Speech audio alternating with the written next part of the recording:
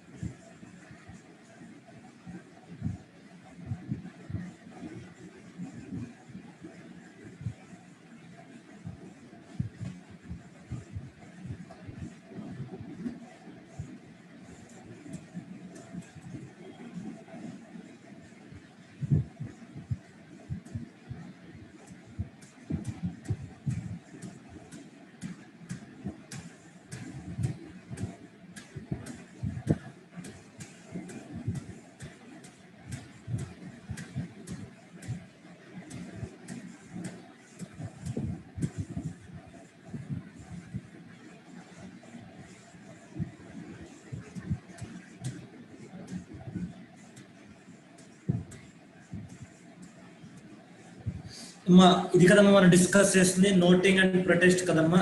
Hello అమ్మా, yes sir no, ఇది కదా మనం డిస్కస్ చేస్తుంది noting or protest. Hello sir. Next అయితే ఇక్కడ నోటింగ్ అంటే ఏంటంటే అమ్మ రాయడం. మీరు నోట్స్ రాసుకుంటారు కదా, నోటింగ్ అంటే రాసుకోవడం, రికార్డ్ రాసుకోవడం. ఓకే, అలా నోట్ డౌన్ దిస్ పాయింట్ అంటాం, అంటే నోట్ దిస్ పాయింట్ అంటాం. నోట్ దిస్ పాయింట్ అంటే ఏంటి? రాసుకోవడం. ఓకే, సో కాబట్టి ఇక్కడ నోటింగ్ అంటే రాసుకోవడం. నోటెడ్ అంటే ఇక్కడ రాస్తున్నారు అనమాట. ఎవరు రాస్తున్నారు, ఏం రాస్తున్నారు, ఎక్కడ రాస్తున్నారు? 3 క్వశ్చన్స్. ఏమా నోటింగ్ అంటే ఏంటి? రాయడం. నోటింగ్ అంటే రాయడం. ఓకే, నోటింగ్ అంటే రాయడం. ఓకే, ఎవరు రాస్తున్నారు అంటే నోటరీ పబ్లిక్. నోటరీ పబ్లిక్ ఏమా government licensed notary public. Okay, government licensed notary public. Government licensed notary public రాస్తున్నారు అనమాట. ఎవరు రాస్తున్నారంటే గవర్నమెంట్ లైసెన్స్డ్ నోటరీ పబ్లిక్ రాస్తున్నారు. ఓకే, ఎక్కడ రాస్తున్నారు అంటే నెగోషియబుల్ ఇన్స్ట్రుమెంట్ మీద రాస్తున్నారు. నెగోషియబుల్ ఇన్స్ట్రుమెంట్ మీద రాస్తున్నారు. ఏమని రాస్తున్నారు అంటే so such noting is done upon the instrument. అంటే ఆ నోటింగ్ ఎక్కడ రాయాలి? ఏమా ఎవరు రాస్తున్నారమ్మా? Who is writing? What is mean by noting? Noting అంటే ఏంటి? హలో, నోటింగ్ అంటే ఏంటి? హలో ఏమా నోటింగ్ అంటే ఏంటి? What is mean by noting? Sir dishonour అయినప్పుడు నోటరీ పబ్లిక్ నోటింగ్ చేస్తారు కదా సార్ గవర్నమెంట్. జనరల్ గా నోటింగ్ అంటే నార్మల్ గా నోటింగ్ అంటే రాయడం. ఓకే, నోటింగ్ అంటే రాయడం. ఓకే, ఓకే, నోటింగ్ అంటే రైటింగ్. ఓకే, ఎవరు రాస్తున్నారు? నోటరీ పబ్లిక్ రాస్తున్నాడు. Who is writing? వేర్ ఎక్కడ రాస్తున్నాడు? అపాన్ ద ఇన్స్ట్రుమెంట్ అంటే ఇన్స్ట్రుమెంట్ మీద రాస్తున్నాడు, లేదా ఆ ఇన్స్ట్రుమెంట్ కి ఒక పేపర్ అటాచ్ చేసి ఆ పేపర్ మీద రాస్తున్నాడు, లేదా ఇన్స్ట్రుమెంట్ మీద కొంచెం సపరేట్ పేపర్ మీద కొంచెం రాస్తున్నాడు. ఓకే, నోటింగ్ అంటే రాయడం. ఎవరు రాస్తున్నారు? Notary public. ఎక్కడ? ఇన్స్ట్రుమెంట్ మీద రాస్తున్నాడు. ఏమని రాస్తున్నారంటే ఈ పాయింట్స్ రాస్తున్నాడు.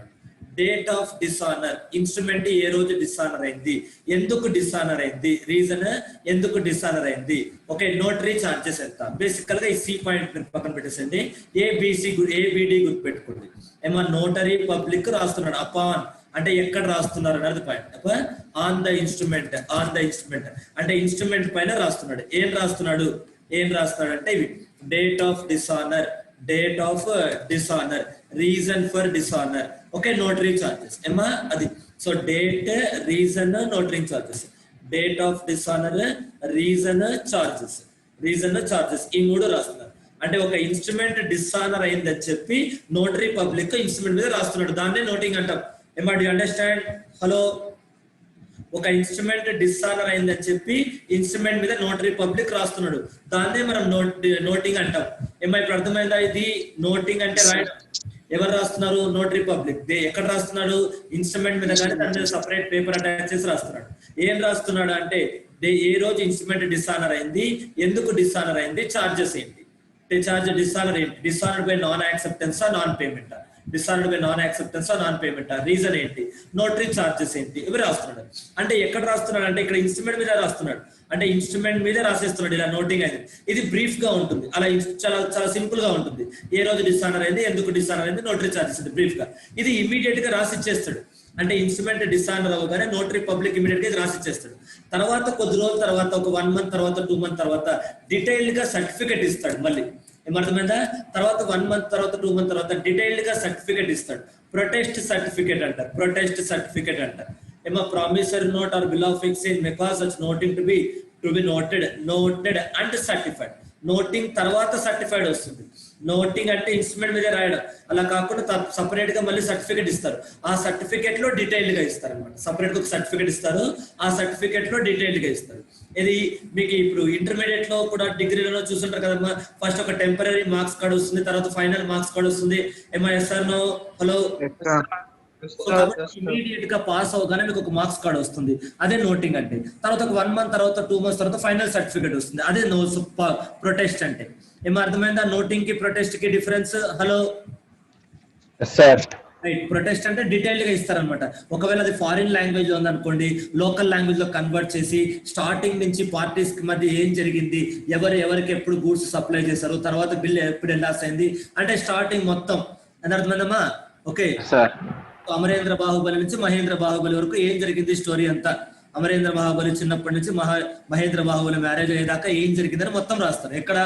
ప్రొటెస్ట్ సర్టిఫికేట్ మీద. Do you understand? Hello. So starting నుంచి ఏం జరిగింది స్టోరీ అన్నది మొత్తం రాస్తారు అన్నమాట ప్రొటెస్ట్. ఇది దీనికి టైం పడుతుంది. నోటింగ్ మాత్రం ఇమీడియట్ ఇచ్చేస్తారు. సార్ ఎలాగో ఇది డీటెయిల్ గా ఇస్తున్నారు కానీ సార్ ఎందుకు సార్ మళ్ళీ ఇది నోటింగ్ టెంపరీగా ఇవ్వడం అంటే ఏంటంటే ఇమీడియట్ గా మీరు కోర్టులో కేసు ఫైల్ చేయడానికి. ఎలాగో డిగ్రీకి మేజర్ సర్టిఫికేట్ ఇస్తున్నారు కదా సార్, మళ్ళీ ఎందుకు sir temporary marks card pass అయినా చెప్పడం అంటే దాన్ని బేస్ చేసుకుని వేరే కాలేజ్కి అడ్మిషన్ కి అప్లై చేసి తొందరగా. ఏమో అవునా కదా? హలో. కాబట్టి అంతే లాజిక్, అంతే. నోటింగ్ అనేది బ్రీఫ్ గా రాసి ఇచ్చేస్తారు ఆన్ ద స్పాట్. దాన్ని బేస్ చేసుకుని మీరు కోర్టులో కేసు ఫైల్ చేయొచ్చు. తర్వాత డీటెయిల్డ్ గా మీకు ప్రొటెస్ట్ సర్టిఫికేట్ ఇస్తారు. ఏమా అది. So such certificate is called protest. Noting మీద నోటింగ్ ఈ రెండు ఇచ్చేది ఒకరే. నోటింగ్ ఎవరైతే నోటరీ పబ్లిక్ చేస్తారో అదే నోటరీ పబ్లిక్ ప్రొటెస్ట్ సర్టిఫికేట్ ఇస్తాడు, నా అందరూ అనుమానం లేదు. బట్ కాకపోతే ఏంటంటే ఇది డీటెయిల్ గా ఉంటుంది, కొద్ది రోజులు టైం పడుతుంది. కొద్ది రోజులు అంటే ఎన్ని రోజులు సార్? ఒక 100 సంవత్సరాలు సరిపోతా అనుకోకూడదు. Within reasonable time. అర్థమైందా? Within reasonable time. అర్థమైందా? కొద్ది రోజులు అంటే ఒక 100 సంవత్సరాలు సరిపోద్దా అనకూడదు, విత్ ఇన్ రీజనబుల్ టైం. అది. సో నార్మల్ గా 1 or 2 months అనమాట, 1 or 2 months. ఓకే, అది అర్థమైందమ్మా నోటింగ్ కి ప్రొటెస్ట్ కి. అది నెక్స్ట్ ఇది ఇంపార్టెంట్ అమ్మా. యాక్చువల్ గా థియరీ క్వశ్చన్ రావచ్చు, నోటింగ్ ప్రొటెస్ట్ రెండు థియరీ క్వశ్చన్ రావచ్చు. ప్రొటెస్ట్ ఫర్ బెటర్ సర్టిఫికేట్ ఇది ఒకటే కూడా రావచ్చు theory question. Protest for better certificate ఇది ఒకటే కూడా థియరీ క్వశ్చన్ రావచ్చు. Protest for better certificate. Okay, ఏంటి అంటే ఇక్కడ ఇన్స్ట్రుమెంట్ డిసానర్ అవ్వలేదు అంటే ఇంకా మెచ్యూరిటీ డేట్ రోజు రాలేదు. మెచ్యూరిటీ డేట్ రాకముందే యాక్సెప్టర్ ఇన్సాల్వెంట్ అయ్యాడు. అంటే మనం జనవరిలో బిల్ తీసుకున్నామమ్మా, మెచ్యూరిటీ డేట్ ఏమో ఏప్రిల్లో ఉంది, ఫిబ్రవరిలోనే యాక్సెప్టర్ ఇన్సాల్వెంట్ అయ్యాడు. అంటే ఇప్పుడు మనం ఫిబ్రవరిలోనే వెళ్ళి డబ్బులు అడిగాం అనుకోండి, ఇప్పుడు యాక్సెప్టర్ నీకు ఏప్రిల్ దాకా డ్యూ ఉంది కదా, అప్పుడు ఇస్తానంటాడు. ఓకే, మనం డబ్బులు అడగకూడదు. ఇప్పుడు మనకి ఏప్రిల్ దాకా నోట్ టైం ఉంది కాబట్టి ఏప్రిల్ వరకు మనం డబ్బులు అడగకూడదు. ఓకే, బానే ఉంది. కానీ ఫిబ్రవరిలో అతను ఇన్సాల్వెంట్ అయినప్పుడు ఏప్రిల్లో అతను మనీ ఇస్తాడని మనకు డౌట్ వస్తుందిగా. అతని దగ్గర ఫిబ్రవరిలో డబ్బులు లేవు, మొత్తం ఇన్సాల్వెంట్ అయిపోయాడు, చేతులు ఎత్తేసాడు. కానీ ఏప్రిల్లో వస్తుంది లేదా డౌటేగా. Do you understand? హలో. కాబట్టి మనం ఏమంటామంటే సరే మా డేట్ ఏప్రిల్ దాకా ఉంది, నో ప్రాబ్లం, కాదనట్లేదు. కాబట్టి నువ్వు ఇప్పుడే మనీ ఇవ్వకు, ఏప్రిల్లోనే ఇవ్వు. కానీ ఏంటంటే మాకు డౌట్, నువ్వు ఈరోజు ఇన్సాల్వెంట్ అయిపోయావు కాబట్టి మనీ ఇస్తావో లేదో మాకు డౌట్, ఏప్రిల్లో మాకు మనీ ఇస్తావో లేదో మాకు డౌట్. సో కాబట్టి ఏంటంటే మాకు ఒక సెక్యూరిటీ, ఏదైనా అసెట్స్ ని సెక్యూరిటీగా ఇవ్వని అడుగుతున్నారు. అప్పుడు ఇవ్వాలి, యాక్సెప్టర్ ఇవ్వాలి. ఒకవేళ యాక్సెప్టర్ నేను ఇవ్వను, నా దగ్గర అసెట్స్ సెక్యూరిటీ ఇవ్వను అనుకోండి, సేమ్ స్టోరీ, మళ్ళీ నోటరీ దగ్గరికి వెళ్ళాలి.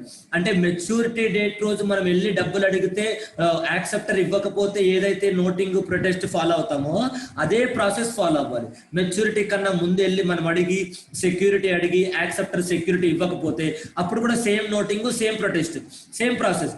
కాకపోతే నార్మల్ నోటింగ్ ప్రొటెస్ట్ ఏమో మెచ్యూరిటీ డేట్ తర్వాత తర్వాత వస్తుంది, ప్రొటెస్ట్ ఫర్ బెటర్ సెక్యూరిటీ ఏమో మెచ్యూరిటీ కన్నా ముందు వస్తుంది. Same process. అంటే మనం యాక్సెప్టర్ ని మనీ అడిగినప్పుడు యాక్సెప్టర్ మనీ ఇవ్వకుండా రిజెక్ట్ చేసినా సేమ్ ప్రొసీజర్. మనం యాక్సెప్టర్ ని సెక్యూరిటీ అడిగి అతను సెక్యూరిటీ ఇవ్వనో రిజెక్ట్ చేసినా సేమ్ ప్రొసీజర్. ఏమా do understand? Hello sir, only insolvent అయినప్పుడైనా లేదా నార్మల్ సెక్యూరిటీ ఇవ్వకుండా గానా సార్? ఇక్కడ ఈ రెండు అంటే ఇక్కడ ఇచ్చారు కదా రీజన్. ఇన్సాల్వెంట్ లేదా పబ్లిక్లీ ఇంపీచ్డ్ అంటే అతను క్రైమ్ చేశారని డౌట్స్ వచ్చాయి, అతని మీద క్రైమ్ చేసినట్టు పబ్లిక్ లో రూమర్స్, పబ్లిక్ లో అలిగేషన్స్ వచ్చాయి, కంప్లైంట్స్ వచ్చాయి. ఏమర్థమైందా? హలో ఈ 2 రీజన్స్ వచ్చినప్పుడు మనకు డౌట్ వస్తుంది, యాక్సెప్టర్ మీద డౌట్ వస్తుంది. అప్పుడు మనం వెళ్ళి బెటర్ సెక్యూరిటీ అడగాలి. మామూలుగా అడగకూడదు, బెటర్ సెక్యూరిటీ అడగకూడదు. ఏమర్థమైందా? సో మామూలుగా మనం బెటర్ సెక్యూరిటీ అడగకూడదు. మొన్నటి దాకా మీరు మా పార్టీలో ఉన్నారు, ఇప్పుడు వేరే పొలిటికల్ పార్టీకి వెళ్ళిపోయారు కాబట్టి మీరు మాకు డబ్బులు ఇస్తారో లేదా డౌట్, సెక్యూరిటీ ఇవ్వనంటే ఒప్పుకోరు యాక్ట్ లో. అర్థమైందా? హలో సో కాబట్టి అది కరెక్ట్ కాదు. ఓకే, మొన్నటి దాకా ఒకే స్టేట్, ఇప్పుడు తెలంగాణ వేరు, ఆంధ్ర వేరు, మీరు పక్క రాష్ట్రం వాళ్ళు అయిపోయారు, మీ మీద మాకు నమ్మకం లేదు, సెక్యూరిటీ ఇవ్వనంటే ఒప్పుకోరు, అలాంటి అన్నట్టుగా ఒప్పుకోరు. అర్థమవుతుందా? హలో సో కాబట్టి అలాంటి వాటికన్నా అడగకూడదు, రెండింటికి అడగాలి. దేనికి? Insolvent, allegations of crime. Same old story. Notary, better security with in reasonable time. మనం వెళ్ళి యాక్సెప్టర్ అడిగాం, యాక్సెప్టర్ మనకు రిజెక్ట్ చేశాడు, అప్పుడు వచ్చి నోటరీ చెప్తాం అంతే. నోటరీ ఇమీడియట్ గా నోటింగ్ రాసి ఇచ్చేస్తాడు, తర్వాత కొద్ది రోజుల తర్వాత ప్రొటెస్ట్ సర్టిఫికేట్ ఇస్తాడు. నోటింగ్ ని బేస్ చేసుకుని మనం కోర్టులో కేసు ఫైల్ చేయొచ్చు, కానీ కోర్టు జడ్జిమెంట్ మాత్రం ఇవ్వరు. ప్రొటెస్ట్ సర్టిఫికేట్ ఇచ్చిన తర్వాత జడ్జిమెంట్ ఇస్తారు. ఇప్పటికే కేసు ఫైల్ చేయడానికి అంతే, అంటే డిలే అవ్వకుండా. మనకు లిమిటేషన్ యాక్ట్ 1963 అని ఉంటుంది. కోర్టులో కేసు ఫైల్ చేయాలంటే టైం లిమిట్స్ ఉంటాయి. ఆ టైం లిమిట్ లోపు కోర్టులో కేసు ఫైల్ చేయడానికి టెంపరీగా ఉపయోగపడుతుంది అంతే నోటింగ్ అనేది. కాలేజీలో అడ్మిషన్ కి ఒక టైం లిమిట్ ఉంటుంది. ఆ అడ్మిషన్ ప్రాసెస్ కి అప్లై చేసినప్పుడు ఆ టైం లిమిట్ బ్రీచ్ అవ్వకుండా టెంపరీ మార్క్స్ పడు, కానీ తర్వాత అయితే ఒరిజినల్ సర్టిఫికేట్ సబ్మిట్ చేయాలి. ఓకే, అది దట్ ఈస్ ద పాయింట్. ఏమర్థమైందా? హలో సో కాబట్టి ఇది ప్రిజంప్షన్ యాజ్ టు నెగోషియబుల్. ఇది నోటింగ్ అండ్ ప్రొటెస్ట్ అంటే. థియరీ క్వశ్చన్ రావచ్చమ్మా, నోటింగ్ అండ్ ప్రొటెస్ట్ దీని మీద రావచ్చు, లేదా ఇది ఒక్కటే కూడా సపరేట్ గా రావచ్చు. ప్రొటెస్ట్ ఫర్ బెటర్ సెక్యూరిటీ ఏంటన్నది ఇది ఒక్కటే కూడా సపరేట్ క్వశ్చన్ రావచ్చు, థియరీ క్వశ్చన్. ఓకే, చదువుకోండి జాగ్రత్తగా. నెక్స్ట్ ఇది కూడా అంతే, ఇప్పుడు దాకా అడగలేదు, కానీ నెగోషియబుల్ ఇన్స్ట్రుమెంట్స్ అట్లా అడగాల్సిందే. ఇది నేను క్వశ్చన్ పేపర్ సెట్ చేస్తే ఖచ్చితంగా ఇదే అడుగుతారు. ఓకే, అర్థమైందా? సో నేను క్వశ్చన్ పేపర్ సెట్ చేస్తే మాత్రం ఖచ్చితంగా ఇదే అడుగుతారు. I'll get next year or this year I'll get the question paper setting. ఖచ్చితంగా నేను క్వశ్చన్ పేపర్ సెట్ చేయడం వస్తే మాత్రం ఖచ్చితంగా ఈ క్వశ్చన్ అడుగుతాను. That is the most important. కాకపోతే కొంచెం డిఫికల్ట్ గా ఉందని అందరూ అడగరు అనుకోండి, that's different issue, right? So కాకపోతే నెగోషియబుల్ ఇన్స్ట్రుమెంట్స్ యాక్ట్ కి ఇదే important question. Presumptions as to negotiable instruments, presumptions as to negotiable instruments. అది ఓకే. అంటే నెగోషియబుల్ ఇన్స్ట్రుమెంట్ ని కోర్టులో సబ్మిట్ చేయగానే కోర్టు ఏమనుకుంటారు, అది నోటింగ్ అయిపోతుంది. నెగోషియబుల్ ఇన్స్ట్రుమెంట్ గా నోటింగ్ అయిపోతే కోర్టు ఏమనుకుంటారంటే ఇది ఒక point. Every negotiable instrument was made, endorsed, drawn or endorsed for consideration, with consideration, with అమ్మాలి, without కాదు, with, for consideration, for అది, without కాదు, for అది. Okay, every negotiable instrument was made, drawn or accepted or endorsed for consideration. అంటే instrument లో consideration ఉంది అంటే ఏమా ఇన్స్ట్రుమెంట్ లో కన్సిడర్. ప్రిజంప్షన్ అంటే కోర్టు అజంప్షన్ తీసుకుంటున్నారు, ఆల్ ఈజ్ వెల్ అని. ఏమో ఒక నెగోషియబుల్ ఇన్స్ట్రుమెంట్ కోర్టులో సబ్మిట్ చేస్తే కోర్టు ఆల్ ఈజ్ వెల్ అనుకుంటున్నారు. లేదు సార్ ఇది త్రీ ఇడియట్స్ మూవీ కాదు, ఆల్ ఈజ్ వెల్ కాదు, ఆల్ ఈజ్ నాట్ వెల్ అని మీరు ప్రూవ్ చేసుకోవచ్చు. అర్థమైందా? ఇది బ్లైండ్ కోర్టు తీసుకున్న అజంప్షన్ ని మనం ఫాలో అవ్వాల్సిన ఏం అవసరం లేదు. మనం వేరే ఎవిడెన్స్ చూపించేంత వరకు కోర్టు టెంపరీగా అలాగే అనుకుంటారు. ఏమవునా? మనం వేరే అజంప్షన్ చూపించేంత వరకు కోర్టు టెంపరీగా అలాగే అనుకుంటారు. మనం వేరే ఏదైనా ఎవిడెన్స్ చూపిస్తే అప్పుడు కోర్టు తన అజంప్షన్ రాంగ్ అని ఒప్పుకుంటారు. అర్థమైందా? ప్రిజంప్షన్ అంటే కోర్టు తీసుకున్న అజంప్షన్. దీన్ని రిబూటబుల్ ప్రిజంప్షన్ అంటారు. రిబూటబుల్ అంటే అది కరెక్ట్ కాదు అని వాదించే అవకాశం మనకు ఉన్నట్టు. ఏమర్థమవుతుందా? అది మీరు AS 26 లో చూసుండాలి. ఇంటాంజిబుల్ అసెట్ లో useful life of the asset 5 years అని ఉంటుంది. AS 26 లో intangible asset, that is the rebuttable presumption అంటారు. అంటే ఒక ఇంటాంజిబుల్ అసెట్ కొంటే 5 years దాని యూస్ఫుల్ లైఫ్ అనేది అకౌంటింగ్ స్టాండర్డ్స్ అజంప్షన్. కానీ మా ఇంటాంజిబుల్ అసెట్, మా గుడ్ విల్, మా పేటెంట్ 5 years కాదు ఇంకా అంతకన్నా ఎక్కువే ఉపయోగపడుతుంది అని మీరు ప్రూవ్ చేసుకోవచ్చు. అలా లాలో ఒక అజంప్షన్ తీసుకుంటే ఆ అజంప్షన్ రాంగ్ అని ప్రూవ్ చేసే ఆపర్చునిటీ మనకి ఇస్తే, అవకాశం మనకుంటే దాన్ని రిబూటబుల్ ప్రిజంప్షన్ అంటారు. ఏమర్థమైందా?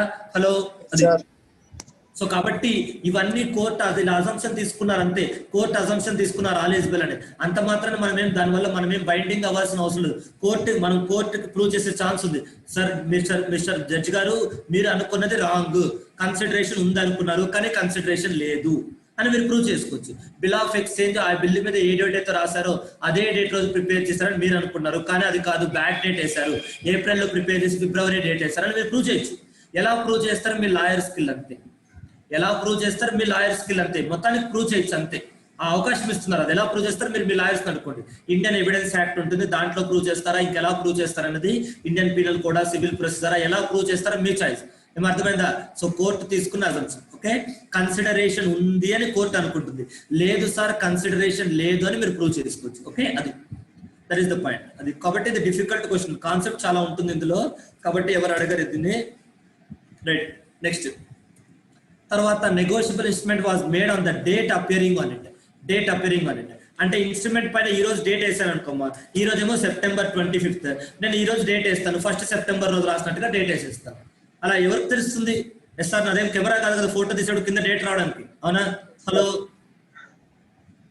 ఏమా ఎస్ సార్ నో డేట్ రాశానమ్మా, ఈ డేట్ రాశాను 22nd September 2020 అని రాశాను, 2nd September 2020 అని రాశాను. నేను రాసింది 25th. ఇక్కడ నేను ఇది టైప్ చేసింది ఏ రోజు అంటే ఒక 10 రోజుల తర్వాత చూస్తే చెప్తారా? చెప్పలేరుగా, అవునా? ఒక 10 రోజుల తర్వాత మీరు ఈ షీట్ ఓపెన్ చేస్తే నేను ఇది ఏ రోజు రాశాను ఎలా చెప్తారు? ఏం చెప్పలేరు మీరు. సో కాబట్టి కోర్టు ఏమనుకుంటుందంటే ఇన్స్ట్రుమెంట్ పైన ఏ డేట్ అయితే రాశారో అదే డేట్ రోజు ప్రిపేర్ చేశారు, అంతకన్నా ముందు ప్రిపేర్ చేయలేదు, దాని తర్వాత ప్రిపేర్ చేయలేదు అనేది కోర్టు అజంప్షన్. ఏమా అది సో కాదే, అది కరెక్ట్ కాదు సార్, ఇన్స్ట్రుమెంట్ మీద ఉన్న డేట్ కన్నా ముందే ప్రిపేర్ చేసాము, అది బై ఫాల్ట్ అలా చేశారు, ఫ్రాడ్ చేశారు అని మీరు ప్రూవ్ చేసుకోవచ్చు. అది next accepted with in time అంటే ఒక బిల్ ఆఫ్ ఎక్స్చేంజ్ డ్రాబీ యాక్సెప్ట్ చేసినప్పుడు డ్రాబీ సైన్ పెట్టాలంతే, ఇంకేం రాయాల్సిన అవసరం లేదు. యాక్సెప్టెడ్ అని రాస్తే రాయొచ్చు, డేట్ వేస్తే వేయచ్చు. అంటే ఇక్కడ 3 ఉన్నాయమ్మా. సిగ్నేచర్ ఆఫ్ డ్రాబీ ఏమా, mandatory condition for a valid acceptance,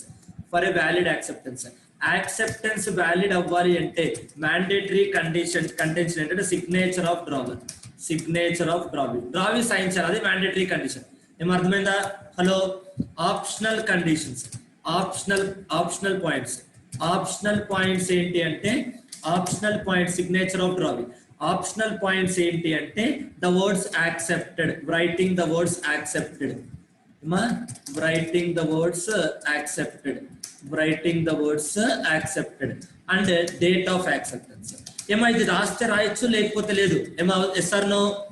డ్రాబీ sign చేయాలి, అది మ్యాండేటరీ కండిషన్. తర్వాత దాని కింద యాక్సెప్టెడ్ అనే వర్డ్స్ రాస్తే రాయొచ్చు, లేదా డేట్ వేస్తే వేయచ్చు, లేకపోతే లేదు. కాబట్టి ఒకవేళ ఇది లేవనుకోండి, అప్పుడు తెలియదు ఏ రోజు యాక్సెప్ట్ చేశారో తెలియదు మీకు. అది ఆప్షనల్ కదా, అందరూ రాస్తారన్న గ్యారంటీ లేదుగా. ఏమా డు అండర్స్టాండ్? అందరూ రాస్తారన్న గ్యారంటీ లేదు. సో కాబట్టి అప్పుడు ఏంటి అంటే కోర్టు ఏమనుకుంటారంటే విత్ ఇన్ ద రీజనబుల్ టైంలోనే యాక్సెప్ట్ చేశారు. జాన్వరిలో రాస్తే విత్ ఇన్ ద రీజనబుల్ టైంలోనే యాక్సెప్ట్ చేశారు అనేది కోర్టు అజంప్షన్. లేదు sir with in the reasonable టైంలో యాక్సెప్ట్ చేయలేదు, చాలా డిలేడ్ గా యాక్సెప్ట్ చేశారని మీరు ప్రూవ్ చేసుకోవచ్చు. ఓకే, అది నెక్స్ట్. యాక్సెప్టెడ్ బేసికల్ గా కోర్టు అజంప్షన్ ఏంటంటే ఇక్కడ చూసుకోండి, ఇది మీరు ప్రూవ్ చేయాల్సింది. బేసికల్ గా మనకు ప్రాబ్లం వచ్చేది ఇక్కడ. ఓకే, ఇది సో కోర్టు తీసుకున్న ఈ అజంప్షన్స్ కరెక్ట్ కాదని మీరు ప్రూవ్ చేసుకోవచ్చు. ట్రాన్స్ఫర్, ఎండార్స్మెంట్ బిఫోర్ మెచ్యూరిటీ అంటే ఇన్స్ట్రుమెంట్ మెచ్యూరిటీ అప్పుడు కూడా అంతే. Mandatory for a valid endorsement అంటే ఏంటంటే ఎండార్సర్ సిగ్నేచర్ అండ్ డెలివరీ. ఎండార్సర్ సైన్ చేసి డెలివరీ చేయడం, అది మ్యాండేటరీ. ఎండార్స్మెంట్ డేట్ రాయాల్సిన అవసరం లేదు, కాబట్టి అప్పుడు కోర్టు ఏమనుకుంటారంటే బిఫోర్ మెచ్యూరిటీయే ఎండార్స్ చేశారు అనుకుంటారు, అది పాయింట్ అమ్మా. ఇది దీనికన్నా కూడా మీరు ఏంటంటే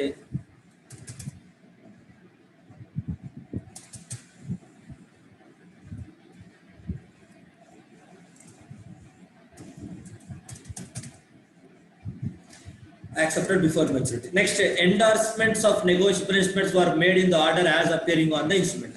అంటే ఇన్స్ట్రుమెంట్ మీద ఏ ఆర్డర్ లో అయితే ఉందో అదే ఆర్డర్ లో ఉంది అనుకుంటారు. ఏమో ఇంతకుముందు మనం ఒక క్వశ్చన్ చూసాం, ఏంటి అంటే బ్లాంక్ ఎండార్స్మెంట్ నుంచి ఫుల్ ఎండార్స్మెంట్ కన్వర్ట్ చేసినప్పుడు అప్పుడు ఏ బికి ఇస్తే బి సికి ఇచ్చినప్పుడు సి తన పేరు రాసుకోకుండా డికి ట్రాన్స్ఫర్ చేస్తాడు.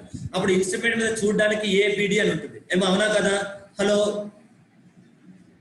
ఏమో గుర్తొస్తుందా? Blank endorsement, full endorsement. Hello A బికి ఇచ్చాడు, బి సికి ఇచ్చాడు, సి ఏం చేశారంటే దానిపైన సి పేరు రాసుకోకుండా డి పేరు రాశాడు. అంటే చూసే వాళ్ళకి ఏం కనిపిస్తుంది అంటే ఏ నుంచి బికి, బి నుంచి డికి వచ్చినట్టుగా కనిపిస్తుంది. మధ్యలో సి ఉన్నాడు కానీ అతని పేరు లేదు అక్కడ. సో కాబట్టి కోర్టు ఏమనుకుంటారు, చూసే వాళ్ళ కోర్టుకి ఏమనుకుంటుంది, ఏ నుంచి బికి, బి నుంచి డికే వచ్చింది అనుకుంటారు కోర్టు. అది కోర్టు అజంప్షన్. అది కాదు, మధ్యలో సికి వచ్చిందని మీరు ప్రూవ్ చేయాలి. ఏమో అర్థమైందా? Order as appearing, made in the order as appearing. అది ఏమో ఎవరు డౌట్ అడుగుతున్నారమ్మా? No sir. Okay, made in the order as appearing ఏమో గుర్తొస్తుందా? బ్లాంక్ ఎండార్స్మెంట్ గుర్తుపెట్టుకోండి. చూసే వాళ్ళకేమో ఏ నుంచి బిని ఇన్స్ట్రుమెంట్ పైన ఏం కనిపిస్తుంది? A to B, B to D కనిపిస్తుంది ఇన్స్ట్రుమెంట్ మీద. కానీ జరిగింది ఏంటి? A to B, B to C, C to D. అంటే సి అన్నది ఇన్స్ట్రుమెంట్ మీద కనిపించట్లేదు కాబట్టి కోర్టు ఏమనుకుంటారు? సి లేడని అనుకుంటారు. కోర్టు ఏమనుకుంటారంటే సి లేడని అనుకుంటారు. అది నెక్స్ట్ స్టాంపింగ్ కరెక్ట్ గా ఉంది. స్టాంపింగ్ మీరు ఒక ప్రామిసర్ నోట్ ప్రిపేర్ చేశారు, ఆ ప్రామిసర్ నోట్ మిస్ప్లేస్ అయిపోయింది. మిస్ప్లేస్ అయినప్పుడు కొత్త ప్రామిసర్ నోట్ ఇవ్వాలి. కొత్త ప్రామిసర్ నోట్ ఇచ్చినప్పుడు పాత ప్రామిసర్ నోట్ మీద స్టాంపింగ్ ఉండాలి. ఉంటేనే కొత్తది వ్యాలిడ్ అవుతుంది. ఏమా ఇప్పుడు పాతది వ్యాలిడ్ అవుతేనే పాత దాని ప్లేస్ వచ్చిన కొత్తది వ్యాలిడ్ అవుతుంది. పాతది ఇన్వాలిడ్ అనుకోండి, కొత్తది కూడా ఇన్వాలిడ్ అయిపోయింది. అది సో కాబట్టి మీరు ఒక ప్రామిసర్ నోట్ ప్రిపేర్ చేశారు, అది మిస్ప్లేస్ అయింది, కొత్తది ఇంకొకటి రాశారు, ఆ కొత్తది తీసుకెళ్లి కోర్టులో సబ్మిట్ చేశారు. ఆ కొత్త దాని మీద స్టాంపింగ్ ఉంది కాదనట్లేదు. మరి పాత దాని మీద స్టాంపింగ్ ఉంటేనే కదా పాతది వ్యాలిడ్ అవుతుంది. పాతది వ్యాలిడ్ అవుతేనే కదా కొత్తది వ్యాలిడ్ అవుతుంది. ఏమో you got the point? Hello. So కాబట్టి కోర్టు ఇవన్నీ ఎంక్వైరీ చేసుకోకుండా, టైం వేస్ట్ చేసుకోకుండా ఆల్ ఈజ్ వెల్ స్టాంపింగ్ ఉంది, అర్థమైందా? ఆల్ ఈజ్ వెల్ స్టాంపింగ్ ఉంది. ఓకే, టైం వేస్ట్ చేసుకోకుండా ఆల్ ఈజ్ వెల్ అంతే. Last stamp, last promissory note or bill of exchange was duly stamped. Every holder of a negotiable instrument is a holder in due course. అది question లో ఏం చెప్పకపోతే ఇది మనకు most useful assumption. అంటే question లో ఊరికే హోల్డర్ అని ఇస్తే అది హోల్డర్ ఇన్ డ్యూ కోర్స్ అని మనం అసంప్షన్ తీసుకోవాలి. ఊరికే హోల్డర్ అని ఇచ్చారు, అది నార్మల్ హోల్డరా హోల్డర్ ఇన్ డ్యూ కోర్సా ఏమి ఇవ్వలేదు, అప్పుడు హోల్డర్ ఇన్ డ్యూ కోర్స్ అనే ట్రీట్ చేసుకోవాలి. ఏమంటే యు అండర్స్టాండ్? అది సో ఇది థియరీ, ప్రాక్టికల్ క్వశ్చన్ వస్తే అసలు రాలేదు. ఇప్పుడు దాకా థియరీ క్వశ్చన్ కూడా రాలేదు. బట్ మోస్ట్ ఇంపార్టెంట్ పాయింట్, కోర్టులో కేసు వేస్తే ఏం జరుగుద్ది అనేది ఇంపార్టెంట్. ఇన్స్ట్రుమెంట్ ఎవరు రాస్తారో పార్టీస్ రాసుకుంటారు. కోర్టులో కేసు వేసినప్పుడు కదా మనలాంటి ప్రొఫెషనల్స్ ఇన్వాల్వ్ అయ్యేది. ఎంఐఎస్ఆర్ లో ఇన్స్ట్రుమెంట్ పార్టీస్ ఎలా రాసుకోవాలి? పైన అంతా చదివి అల్టిమేట్ గా మన దగ్గరకు వచ్చిన మన మెయిల్ వర్క్ మిస్ అవుతాయి ఎలా? ఏమన్నా నా లాజిక్ కరెక్టేనా? ఎంఐఎస్ఆర్ లో సో ఇన్స్ట్రుమెంట్ పార్టీస్ రాసుకుంటారు. అల్టిమేట్ గా కోర్టులో వచ్చినప్పుడే కదా మన ప్రొఫెషనల్స్ ఇన్వాల్వ్మెంట్ ఉంటుంది. కాబట్టి మన మెయిన్ డ్యూటీ ఇక్కడే ఇంటర్ఫియర్ అవుతాం మనం, అర్థమైందా? సో మనం ఇక్కడే ఇంటర్ఫియర్ అవుతాం. ఓకే, సో కాబట్టి ఇదే మిస్ చేస్తారు చాలా మంది. డిఫికల్ట్ గా ఉంటుంది అనుకొని మిస్ చేస్తారు. కానీ ఇంపార్టెంట్ థియరీ క్వశ్చన్ ఇది, అంటే కాన్సెప్చువల్ గా important. But I don't know question paper లో ఇస్తారో లేదు, డిఫికల్ట్ కాబట్టి ఇవ్వకపోవచ్చు.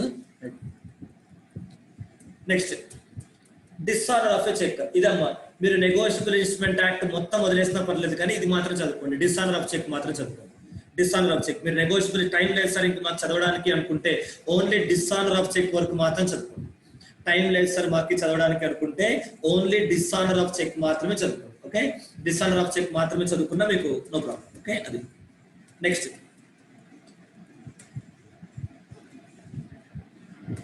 Dishonour of cheque. Punishment for the offence. A person who committed an offence will be punishable with imprisonment for a period which may extend up to 2 years or with fine which may extend up to twice the amount of the check. అంటే check dishonour అవుతే drawer కి punishment. ఇది అర్థమవుతుందా? Check dishonour అవుతే drawer కి punishment. అది check dishonour అవుతే drawer కి పనిష్మెంట్ అనమాట. ఆ పనిష్మెంట్ ఎప్పుడు అట్రాక్ట్ అవుతుంది అంటే ఈ కండిషన్ సాటిస్ఫై అవుతాయి. ఏమో పనిష్మెంట్ ఏంటి అని చెప్పాం. అంటే అఫెన్స్ తప్పు చేస్తే పనిష్మెంట్ ఏంటో చెప్పాం, అర్థమైందమ్మా? అఫెన్స్ చేస్తే పనిష్మెంట్ ఏంటనే ఇక్కడ చెప్పాం.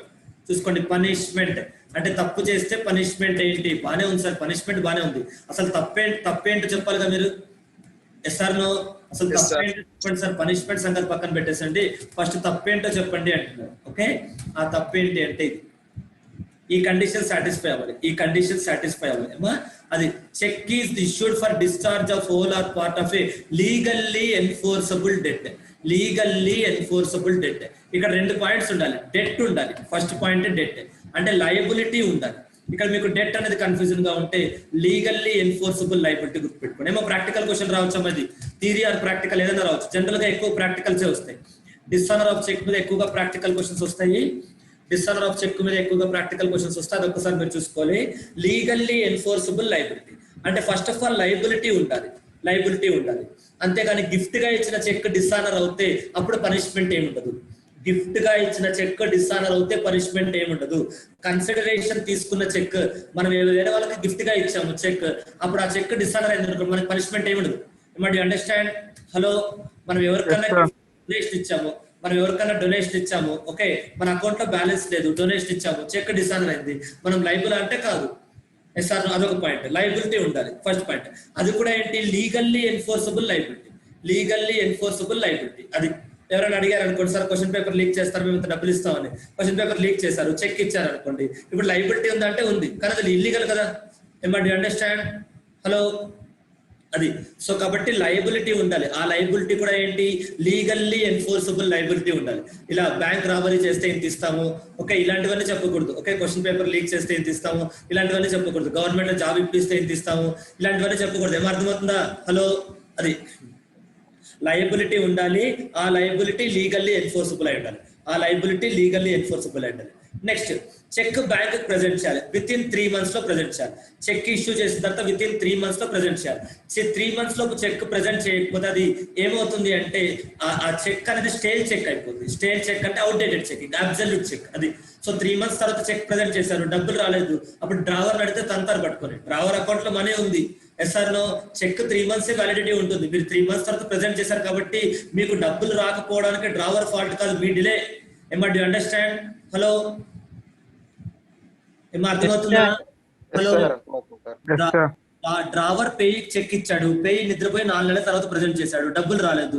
డబ్బులు రాకపోతే డిస్ఆనర్ అనే కదా అర్థం. డబ్బులు రాలేదు, డిస్ఆనర్ అయింది. అప్పుడు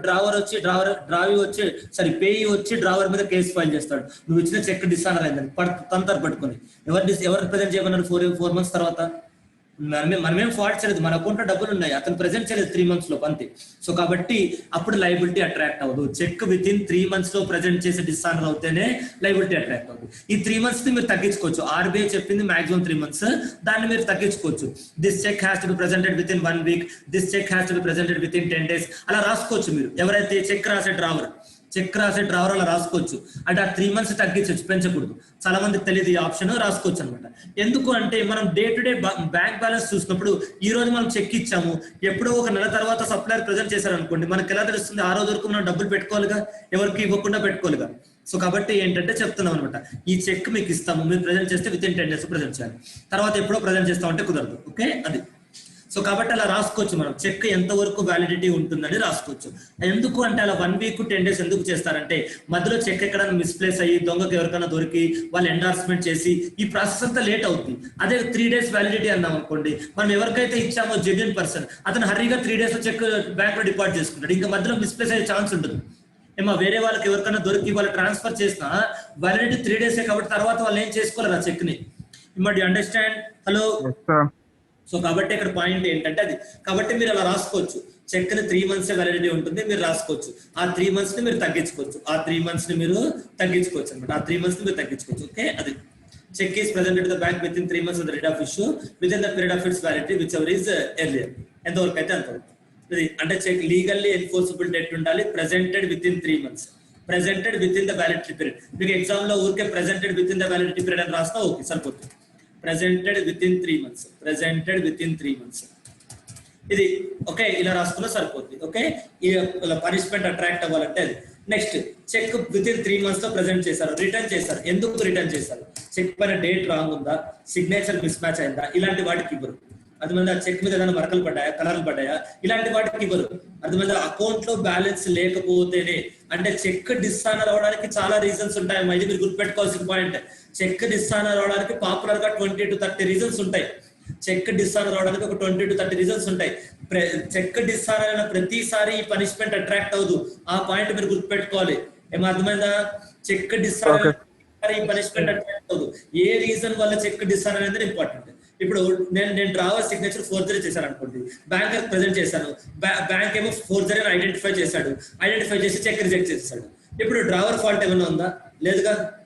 నో సార్. కాబట్టి అప్పుడు పనిష్మెంట్ ఎలా వస్తుంది? రాదు. ఇంకా నా ఫాల్టే ఉంది, నేనే ఫోర్జరీ చేశాను. కాబట్టి డిస్ఆనర్ అవడానికి చాలా రీజన్స్ ఉంటాయి అన్నమాట. చెక్ డిస్ఆనర్ అవడానికి చాలా రీజన్స్ ఉంటాయి. కానీ ఈ పనిష్మెంట్ అట్రాక్ట్ అవ్వాలంటే మాత్రం యాక్ట్ ప్రకారం ఒక రీజన్ ఇచ్చారు, కోర్టు రూల్స్ ప్రకారం 2 రీజన్స్ ఇచ్చారు, మొత్తం 3 రీజన్స్. ఇది యాక్ట్ ప్రకారం అమ్మా, యాక్ట్ ప్రకారం ఇచ్చిన రీజన్ ఇది.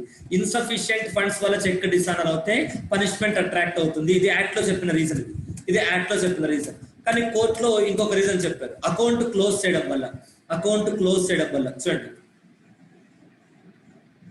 Counter మ్యాండింగ్ of payment. Drawer issued a notice, అంటే చెక్ ఇష్యూ చేసిన తర్వాత డ్రావర్ బ్యాంకర్ కి నోటీస్ ఇస్తాడు, మనీ పే చేయకండి అని నోటీస్ ఇస్తాడు. అది countermanding of payment. Already చదువుతాం కదమ్మా, ఎస్ఆర్ నో? ఏమా గుర్తొస్తుందా? Countermanding of payment. Hello sir. So కాబట్టి చెక్ ఇష్యూ చేసిన తర్వాత చెక్ లో అకౌంట్ లో బ్యాలెన్స్ ఉంది కానీ చెక్ ఇష్యూ చేసిన తర్వాత డ్రావర్ బ్యాంకర్ ఫోన్ చేసి చెప్తున్నాడు, ఇలా నేను బీకి చెక్ ఇచ్చాను, వచ్చి తీసుకొచ్చి ప్రజెంట్ చేస్తే డబ్బులు ఇవ్వకండి అన్నాడు. అంటే ఇప్పుడు వాంటెడ్ ఏ ఎగ్గొట్టినట్టే కదా బీకి, కాబట్టి అలాంటి కేసెస్ తో పనిష్మెంట్ అట్రాక్ట్ అవుతుంది. ఇది కేసులో అర్థమైందా? మోడీ సిమెంట్స్ లిమిటెడ్ ఈ కేసులో చెప్పింది పాయింట్. ఇన్సఫిషియెంట్ ఫండ్స్ వల్లే కాదు, కౌంటర్ మ్యాండింగ్ ఆఫ్ పేమెంట్ వల్ల కూడా అప్లికబుల్ అవుతుంది. ఓకే, నెక్స్ట్ అకౌంట్ క్లోజింగ్ కూడా ఉంటుందమ్మా, ఇక్కడ వచ్చింది. అకౌంట్ క్లోజ్ చేశారు అనుకోండి, చెక్ ఇచ్చిన తర్వాత ఇలా కౌంటర్ మ్యాండింగ్ ఆఫ్ పేమెంట్ కాదు, అకౌంట్ లో బ్యాలెన్స్ లేకపోవడం కాదు, ఏం కాదు, అకౌంటే క్లోజ్ చేసేసారు అనుకోండి, అప్పుడు కూడా అట్రాక్ట్ అవుతుంది. ఇదే పనిష్మెంట్. అకౌంట్ క్లోజ్ చేసినప్పుడు ఈ పనిష్మెంట్ అట్రాక్ట్ అవుతుంది. Not sure, maybe old syllabus వాళ్ళకు ఉండొచ్చు అనుకుంటా, న్యూ సిలబస్ లో లేదు. అంటే ఖచ్చితంగా ప్రాక్టికల్ క్వశ్చన్ అయితే ఉంది. ఓల్డ్ సిలబస్ వాళ్ళకు ఒకసారి చదువుకోండి ప్రాక్టికల్ క్వశ్చన్. అకౌంట్ క్లోజ్ చేసినప్పుడు లైబిలిటీ అట్రాక్ట్ అవుతుంది అమ్మా. అకౌంట్ క్లోజ్ చేసినా కూడా అదే మీద యాక్ట్ ప్రకారం ఒక రీజన్ ఇచ్చారు, అకౌంట్స్ లో ఫండ్స్ లేవు కాబట్టి ఆ రీజన్ వల్ల చెక్ డిసానర్ అయినా, కౌంటర్ మ్యాండింగ్ ఆఫ్ పేమెంట్ ఆ రీజన్ వల్ల చెక్ డిసానర్ అయినా, లేదా అకౌంట్ క్లోజ్ చేశారు ఈ రీజన్ వల్ల చెక్ డిసానర్ అయినా, ఈ 3 రీజన్స్ లో ఏ రీజన్ వల్ల చెక్ డిసానర్ అయినా పనిష్మెంట్ అట్రాక్ట్ అవుతుంది. ఏమా పనిష్మెంట్ ఎప్పుడు అట్రాక్ట్ అవుతుంది? లీగల్లీ ఎన్ఫోర్సబుల్ డెట్ ఉండాలి, విత్ ఇన్ 3 months లో ప్రజెంట్ చేసి ఉండాలి. రీజన్ ఏముండై ఉండాలి అంటే ఇన్సఫిషియెంట్ ఫండ్స్ కానీ, కౌంటర్ మ్యాండింగ్ ఆఫ్ పేమెంట్ కానీ, అకౌంట్ క్లోజర్ కానీ. ఏమా 3 points చెప్తున్నాను మీకు. పనిష్మెంట్ అట్రాక్ట్ అవ్వాలంటే ఏంటి? కండిషన్స్ ఏంటి? పనిష్మెంట్ అట్రాక్ట్ అవడానికి కండిషన్స్ ఏంటి? పనిష్మెంట్ అట్రాక్ట్ అవడానికి కండిషన్స్ ఏంటి? Legally enforceable debt, presented within 3 months, insufficient funds, or account closure, or countermanding of payment. ఇదంతా కండిషన్స్. పనిష్మెంట్ అట్రాక్ట్ అవ్వాలంటే కండిషన్స్. Next procedure. ఇక్కడ నుంచి ప్రొసీజర్ స్టార్ట్ అవుతుంది. Okay, procedure start అవుతుంది. ఇక్కడ procedure ఏంటి అంటే పేయి, ఎవరైతే పేయి ఉన్నారో ఆ పేయి నోటీస్ ఇవ్వాలి. ఎవరికి నోటీస్ ఇవ్వాలి? డ్రావర్ కి నోటీస్ ఇవ్వాలి. పేయి డ్రావర్ కి నోటీస్ ఇవ్వాలి విత్ ఇన్ 30 days లో. అంటే చెక్ డిసానర్ అయిన తర్వాత విత్ ఇన్ 30 days లో పేయి డ్రావర్ కి నోటీస్ ఇవ్వాలి. ఇలా చెక్ డిసానర్ అయింది, నాకు డబ్బులు ఇవ్వు అని చెప్పి అడగాలి. 15 days వెయిట్ చేయాలి. ఏమో అర్థమైందా? 15 days వెయిట్ చేయాలి పేమెంట్ కోసం. ఒకవేళ 15 days లోపు కనుక డ్రావర్ పే చేయకపోతే అప్పుడు కోర్టులో కేసు ఫైల్ చేయాలి. ఎప్పటిలోపు కోర్టులో కేసు ఫైల్ చేయాలంటే 1 month లోపు కేసు ఫైల్ చేయాలి. ఎప్పటిలోపు కోర్టులో కేసు ఫైల్ చేయాలంటే 1 month లోపు కేసు ఫైల్ చేయాలి. Okay, where is the 1 month?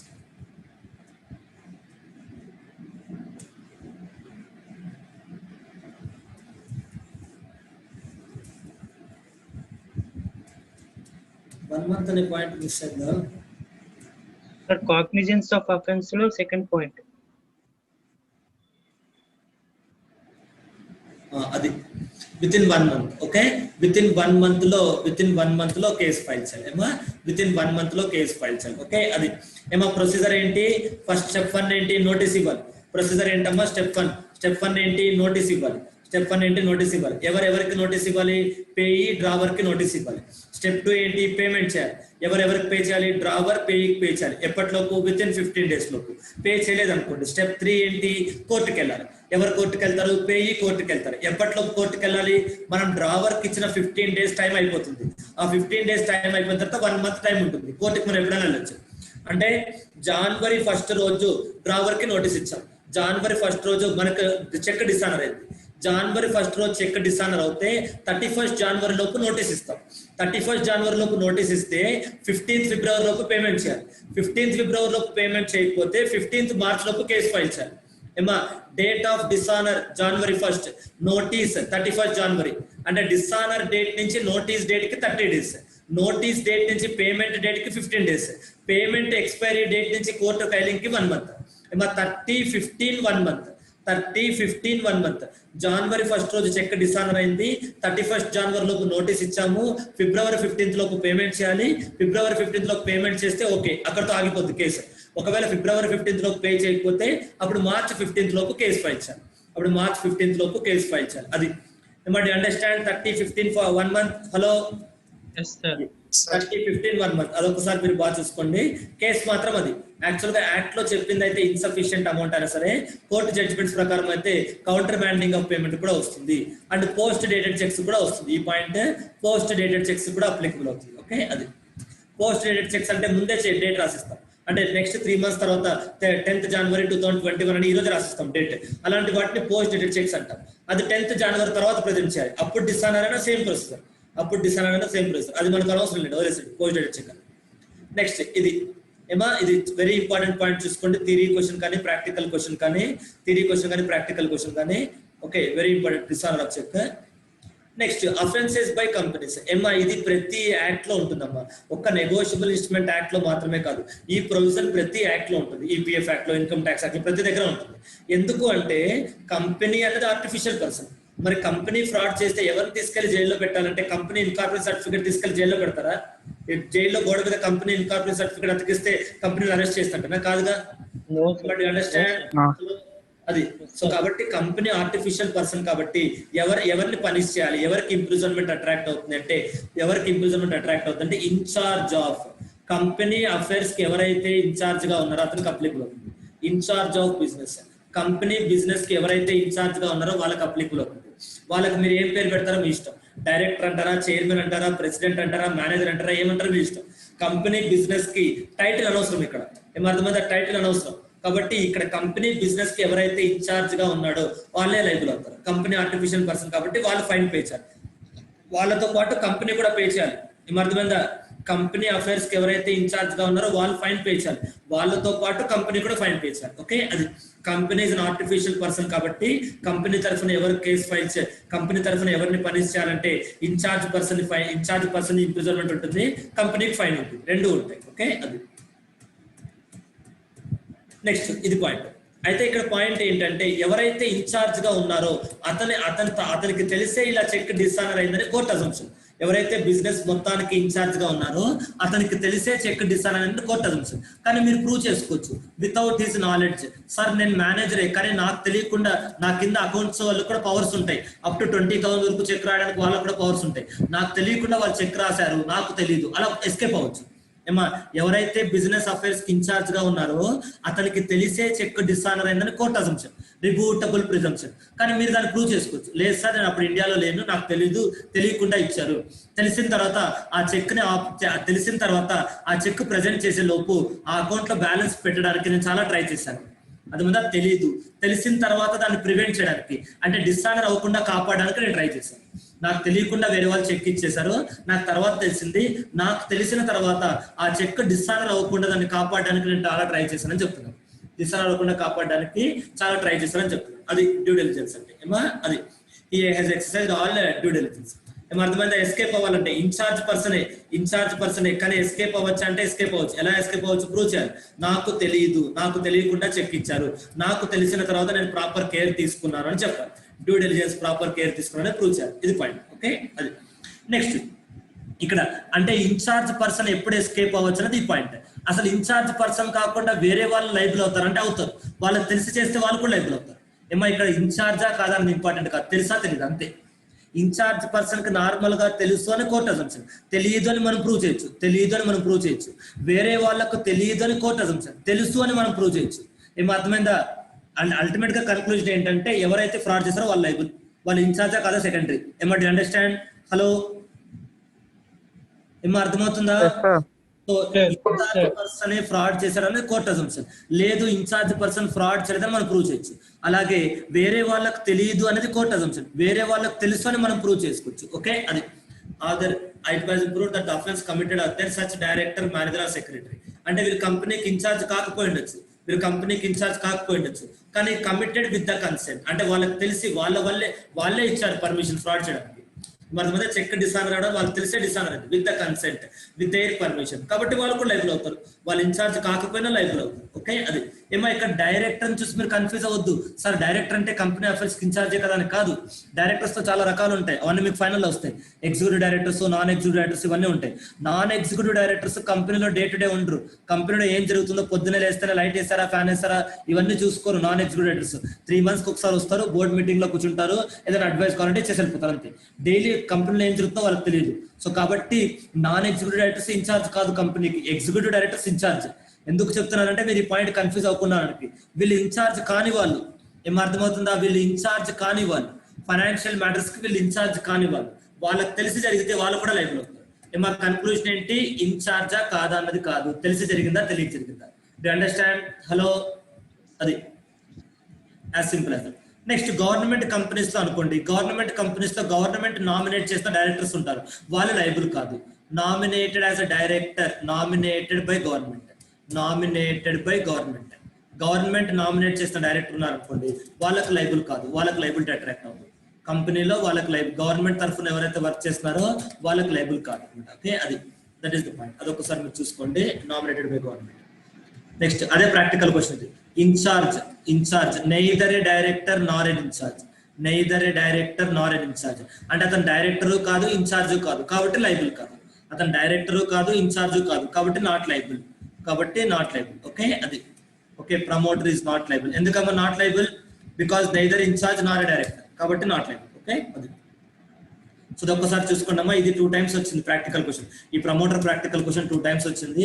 ఇది ఒకసారి చూసుకోండి. అండ్ ఇది కూడా ఒకసారి, ఇది కూడా గుర్తులేదు నాకు, బట్ కాకపోతే స్టడీ మెటీరియల్ క్వశ్చన్స్ ఇవన్నీ ఖచ్చితంగా చూసుకోవాలి. ఓకే, సో ఇవన్నీ స్టడీ మెటీరియల్ క్వశ్చన్స్, ఈ ప్రాక్టికల్ క్వశ్చన్. ఓల్డ్ సిలబస్ వాళ్ళు ఒకసారి చూసుకోండి. మా అకౌంట్ క్లోజర్ మీద ఒక కేసు ఏదో ఉండాలి, ప్రాక్టికల్ కేసు, అది కూడా వచ్చే ఛాన్స్ ఉంది. ఒకసారి చూసుకోండి ఓల్డ్ సిలబస్ వాళ్ళకి. Next cognizance of offence. Cognizance of offence అంటే ఏ కోర్టులో కేసు ఫైల్ చేయాలి, ఏ కోర్టు కేసుని టేకప్ చేస్తారు, ఏ కోర్టు కేసుని టేకప్ చేస్తారంటే చూడండి, ఏ కోర్టు కేసుని టేకప్ చేస్తారంటే, ఏ కోర్టు కేసుని టేకప్ చేస్తారంటే cheque delivered for collection through an account. అంటే ఇప్పుడు ఈ పాయింట్ ఏం చెప్పానంటే, ఫస్ట్ మనం ఏం డిస్కస్ చేసామంటే ఏ కండిషన్స్ సాటిస్ఫై అయితే కేసు ఫైల్ చేయాలి, ఏ కండిషన్స్ సాటిస్ఫై అయితే కేసు ఫైల్ చేయాలి. లీగల్లీ ఎన్ఫోర్సబుల్ డెట్ అయి ఉండాలి, 3 months లోపు చెక్ ప్రజెంట్ చేసి ఉండాలి, ఇన్సఫిషియెంట్ ఫండ్స్ అని చెక్ డిసానర్ అయి ఉండాలి. ఈ కండిషన్స్ సాటిస్ఫై అవుతే కేసు ఫైల్ చేస్తాం. ఎప్పటిలోపు కేసు ఫైల్ చేయాలి? ఈ వితిన్ 1 month లోపు కేసు ఫైల్ చేయాలి, వితిన్ 1 month లోపు కేసు ఫైల్ చేయాలి. బాగానే ఉంది. అంటే ఏ కండిషన్స్ సాటిస్ఫై అయితే కేసు ఫైల్ చేయాలి, ఎప్పటిలోపు కేసు ఫైల్ చేయాలి. ఈ 2 points అర్థమైపోయాయి.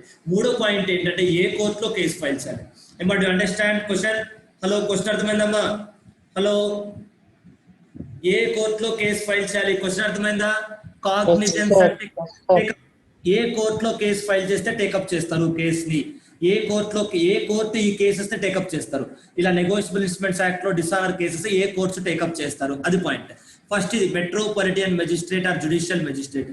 ఇది metropolitan magistrate or judicial magistrate, అంతకన్నా కింద ఉన్న వాళ్ళు కాదు. Judicial magistrate of first class.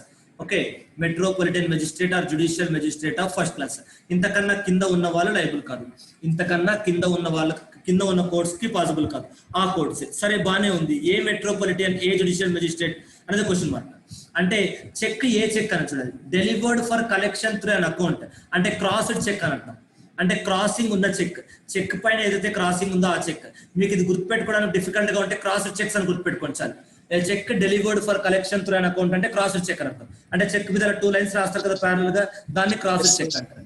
Crossed cheque అయితే పేయీ అకౌంట్ ఏ సిటీలో అయితే ఉంటుందో ఆ సిటీలో ఉన్న కోర్టులో కేసు ఫైల్ చేయాలి. పేయీకి బ్యాంక్ అకౌంట్ ఏ సిటీలో అయితే ఉంటుందో ఆ సిటీలో కేసు ఫైల్ చేయాలి. ఏది? క్రాస్డ్ చెక్ అయితే. ఏ కోర్టులో కేసు ఫైల్ చేయాలి? Metropolitan magistrate, judicial first class.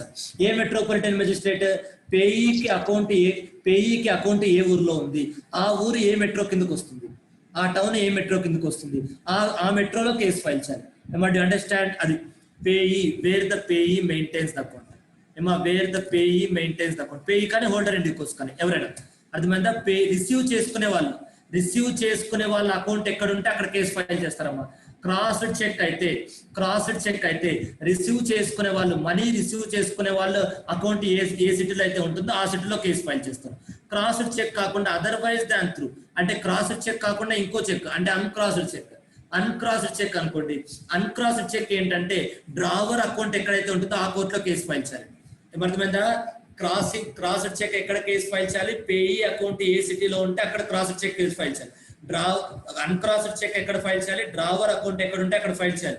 You understand? Hello, అది పేయీ ఎక్కడ ఫైల్ చేయాలంటే that is the point. Okay, so payee cheque ఎక్కడ, క్రాస్డ్ చెక్ అయితే పేయీకి అకౌంట్ ఎక్కడైతే ఉందో ఆ కోర్టులో కేసు ఫైల్ చేయాలి. అన్క్రాస్డ్ చెక్ అయితే డ్రావర్ కి అకౌంట్ ఎక్కడైతే ఉందో ఆ కోర్టులో కేసు ఫైల్ చేయాలి. That is the important point. Right, అది just focus on those points. ఇది కూడా ఇంపార్టెంట్ అమ్మా. మేబీ ప్రాక్టికల్ క్వశ్చన్ రావచ్చు న్యూ సిలబస్ వాళ్ళకు. ఓల్డ్ సిలబస్ వాళ్ళకు మీకు టైం లేకపోతే ఓల్డ్ సిలబస్ వాళ్ళు ఒక పాయింట్ చేయొచ్చమ్మా. ఓన్లీ ప్రీవియస్ ఎగ్జామ్ క్వశ్చన్స్ మాత్రమే చదువుకోండి. ఎన్ని ఇయర్స్ అవుతారు? ఇయర్స్. లాస్ట్ 3 years అవుతారా, 4 years అవుతారా, 5 years అవుతారా, మీ choice. Only previous exam questions అనమాట. అది బీలాలో అయినా, కంపెనీ లాలో అయినా, ఇండియన్ కాంట్రాక్ట్ యాక్ట్ అయినా, ఎన్ఐ యాక్ట్ అయినా, ఏదైనా ప్రావిడెంట్ పిఎఫ్ యాక్ట్ అయినా, గ్రాస్ట్ అయినా, బోనస్ అయినా, ఏదైనా సరే ఓల్డ్ సిలబస్ వాళ్ళు, ఈవెన్ ఎథిక్స్ కమ్యూనికేషన్ సరే ఓల్డ్ సిలబస్ వాళ్ళు ప్రీవియస్ ఎగ్జామ్ క్వశ్చన్స్ చదువుకోండి. ఫస్ట్ ప్రిఫరెన్స్ అది. లాస్ట్ 3 years అవుతారా 4 years అవుతారా మీ చాయిస్. లాస్ట్ 3 years అవుతారా 4 years అవుతారా మీ చాయిస్. ఫస్ట్ ప్రీవియస్ క్వశ్చన్స్ చదువుకోండి. న్యూ సిలబస్ వాళ్ళు మాత్రం అన్ని చదువుకోవాలి. న్యూ సిలబస్ వాళ్ళకు రిపిటేషన్స్ తక్కువ ఉంటాయి. న్యూ సిలబస్ వాళ్ళకు రిపిటేషన్స్ తక్కువ ఉంటాయి, కొత్తగా అడిగే ఛాన్స్ ఉంటుంది. సో కాబట్టి నేను ఏం చెప్తున్నానంటే ఇది న్యూ సిలబస్ వాళ్ళకు ప్రాక్టికల్ క్వశ్చన్ రావచ్చు దీని బేస్ మీద. ఓల్డ్ సిలబస్ వాళ్ళకు ప్రాక్టికల్ క్వశ్చన్స్ ఇవి రావచ్చు. ఈ ప్రమోటర్ ఇన్ఛార్జ్ ఉన్నాయి కదా, ఈ ప్రమోటర్ ఇన్ఛార్జ్ ఇవి న్యూ ఓల్డ్ సిలబస్ వాళ్ళకు. ఓల్డ్ సిలబస్ వాళ్ళకు వస్తే ఈ క్వశ్చన్స్ రావచ్చు. నెక్స్ట్ న్యూ సిలబస్ వాళ్ళకి మాత్రం ఏ కోర్టులో కేసు ఫైల్ చేయాలి దాన్ని బేస్ చేసుకొని ఇప్పుడు దాకా రాలేదు. బట్ కాకపోతే న్యూ సిలబస్ వాళ్ళకి ఖచ్చితంగా ఒక 20 to 30 మార్క్స్ కొత్తగా ప్రాక్టికల్ క్వశ్చన్ ఫ్రేమ్ చేసి ఇస్తారు. స్టాండర్డ్ ఎక్కువ ఉంటుంది. న్యూ సిలబస్ వాళ్ళకి స్టాండర్డ్ ఎక్కువ ఉంటుంది. సో కాబట్టి మీరు దీని మీద ప్రాక్టికల్ క్వశ్చన్స్ చదువుకోండి. న్యూ సిలబస్ వాళ్ళకైతే ఈ రెండింటి మీద. ఈ క్వశ్చన్ అంతా చదవాల్సిన అవసరం లేదు. మీరు ఈ క్వశ్చన్ అంతా చదవకపోయినా సరే అట్లీస్ట్ ఈ 2 పాయింట్స్ మీద కాన్సెప్ట్ బాగా గుర్తుపెట్టుకోండి. అది క్రాస్ చెక్ అయితే పేయి అకౌంట్ ఏసీలో ఉంటే అకౌంట్, అన్క్రాస్ చెక్ అయితే డ్రావర్ అకౌంట్ ఎక్కడ ఉంటే అక్కడ. ఓకే, అది నెక్స్ట్. ఇది అవసరం లేదమ్మా, ఎవరికి అవసరం లేదు. న్యూ సిలబస్ కి ఓల్డ్ సిలబస్ కి ఎవరికి అవసరం లేదు. అది లాయర్స్ చూసుకుంటారు. సమ్మరీగా కేసు తొందరగా క్లోజ్ చేయడం అన్నమాట. కేసు తొందరగా క్లోజ్ చేయడం. సమ్మరీ ట్రయల్ అంటే ఏంటి ఇది చదవాలి మీరు. Section 260 to 265 code of criminal process shall apply అని అనుకోండి. What you know of this? ఇది చదివితే మీకు ఏం అర్థం కాదు కదా. ఏమంటే అండర్స్టాండ్? అది చూడగానే మీకు ఏం అర్థం అవుతుంది? ఏం అర్థం కాదు. కోడ్ ఆఫ్ క్రిమినల్ ప్రొసెసర్ ఏం అర్థం కాదు. కాబట్టి ఇది మీరు వదిలేసండి. అంటే కోడ్ ఆఫ్ క్రిమినల్ ప్రొసెసర్ లో ఉంటుంది. ఎక్కువ రోజులు కేసు డ్రాగ్ చేయకుండా సమ్మరీగా ఎలా క్లోజ్ చేయాలి అంటే ఉంటుంది అనమాట. అదంతా కోడ్ ఆఫ్ క్రిమినల్ ప్రొసెసర్ లో ఉంటుంది. మీరు అది వదిలేసండి. ఓకే, ఓల్డ్ కానీ న్యూ కానీ ఎవరైనా వదిలేసండి. ఓకే, అది that is the point. So ఇక్కడ ఒకటి చదువుకోండమ్మా పాయింట్స్ ఇవి. ఓకే, ఓల్డ్ సిలబస్ వాళ్ళకనే న్యూ సిలబస్ వాళ్ళకనే ఇది. ఓల్డ్ సిలబస్ వాళ్ళైతే ఫస్ట్ ఖచ్చితంగా ప్రీవియస్ ఎగ్జామ్ క్వశ్చన్స్ చదువుకోండి. న్యూ సిలబస్ వాళ్ళైతే మొత్తం చదువుకోండి. నేను చెప్పిన క్వశ్చన్స్ చదువుకోండి. ప్రాక్టికల్ క్వశ్చన్స్ ఫస్ట్ చదువుకోవాలి. న్యూ సిలబస్ వాళ్ళైనా ప్రాక్టికల్ క్వశ్చన్స్ ఫస్ట్ అన్ని చదువుకోవాలి. థియరీ క్వశ్చన్స్ మాత్రం నేను ఏదైతే ఇంపార్టెంట్ చెప్పానో అవి మాత్రం చదువుకోండి. ఓకే, అది ఓకే మ్యామ్. నెక్స్ట్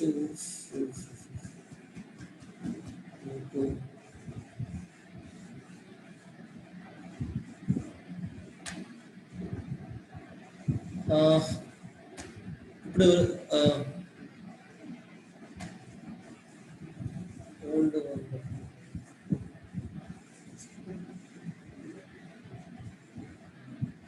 సరేనండి, ఇవాటి క్లాస్ ఆపేద్దాము. ఇప్పుడు ఈవినింగ్ 5:30 క్లాస్ ఉంది. ఆ క్లాస్ లో న్యూ సిలబస్ వాళ్ళకు general clauses act, interpretation of statutes ఉన్నాయి, అవి స్టార్ట్ చేద్దాం. ఓకే, ఓల్డ్ సిలబస్ వాళ్ళకి కాదు, ఓన్లీ న్యూ సిలబస్ వాళ్ళకు ఈవినింగ్ అది స్టార్ట్ చేద్దాం. General class act and interpretation of statutes. ఆ బుక్స్ పెట్టుకొని పక్కన will discuss that point. Okay మా, బాయ్. బాయ్. Thank you.